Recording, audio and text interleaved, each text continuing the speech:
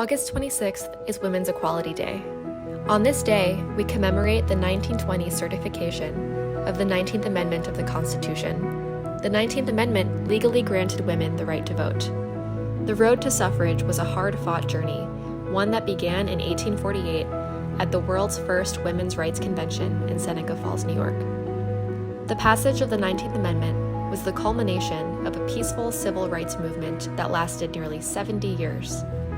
Even after the amendment was passed, there was no guarantee that women could vote free from intimidation and disenfranchisement. Particularly, Black women faced significant hurdles. A number of measures were designed to prevent Black voters from exercising their rights, especially in the South, where Jim Crow laws ruled.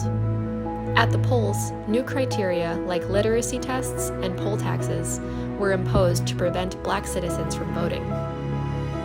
The Voting Rights Act of 1965 was finally passed years later to prohibit discrimination against Black voters. Despite the laws prohibiting states from denying voting rights based on sex and race, American women, and particularly women of color, still face some obstacles at the polls.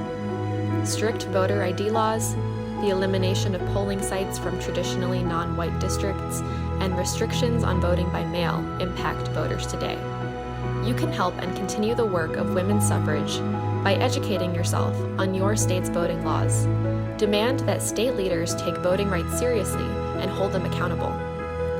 Celebrating Women's Equality Day extends beyond the victory of women's suffrage.